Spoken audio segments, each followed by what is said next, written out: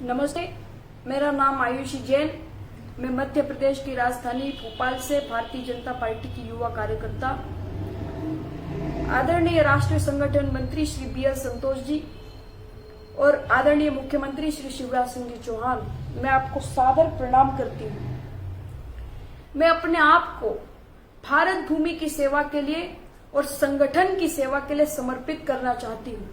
इसी से संबंधित मैंने अपने छोटे से कस्बे से निकल करके भोपाल की भूमि पर आकर के संगठन के कार्य को करने का प्रयास किया है। मैं 24 घंटे में से 18 घंटे संगठन की गतिविधियों के बारे में सोच विचार करती हूँ। अपने राजनीतिक ज्ञान को बढ़ाने के लिए मैं भारतीय जनता पार्टी की नानाजी देशमुख पुस्तकालय में जाकर के पुस्तकें अध्ययन करती हूँ और अर्चना प्रकाशन से पुस्तकें खरीदकर भी अध्ययन करती हूँ। लेकिन कुछ महीनों से मेरे साथ में जो अभद्र व्यवहार हो रहा है उस पुस्तकालय में, वो बहुत ही निंदनीय है। सबसे पहले तो मैं आपको यह बताना चाहती हूँ कि पुस्तकालय में एक सज्जन बुजुर्ग ने 12 मार्च 2021 को शुक्रवार के दिन मेरे साथ में अभद्र व्यवहार किया। मेरे बाजू में आकर के वे बैठ गए और उन्होंने मेरी जांघ के ऊपर अपनी जांघ रख दी।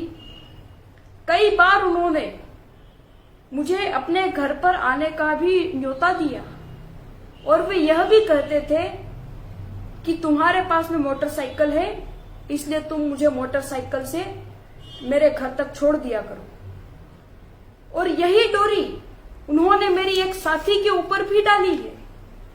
आइए आप उसी से सुन लीजिए कि उसके साथ में क्या व्यवहार हुआ है। आइए आप आरती जी। नमस्ते, मैं आयुष दीदी के साथ पुस्तकालय गई थी। वहाँ पर एक बुजुर्ग व्यक्ति था जो मुझसे मीठी मीठी बात की।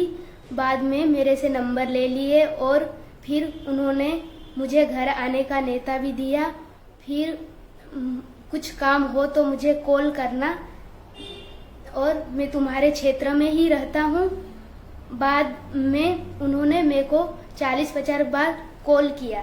फिर मैं बहुत ज़्यादा परेशान हो गई, उनका नंबर मुझे ब्लॉक करना पड़ा। इसी प्रकार 2 महीने पहले एक कार्यकर्ता ने मुझे इतना परेशान कर दिया, मेरे पीछे पीछे घूम करके मेरे पास में आकर के बैठना, कि जब बात मेरे सहन से बाहर निकल गई तो मुझे उन्हें चिल्ला करके बोलना पड़ा कि क्यों आप मुझे परेशान कर रहे हैं, क्यों मेरे साथ में ऐसा व्यवहार कर रहे हैं। उसके बाद से वे अभी तक भाजपा कार्यालय में नहीं दिखे। मामला यहीं पर सुलझा नहीं है। भाजपा पुस्तकालय के प्रभारी गिद्धीर ने मुझे कार्यालय की लाइब्रेरी में बैठने से मना ही कर दिया है।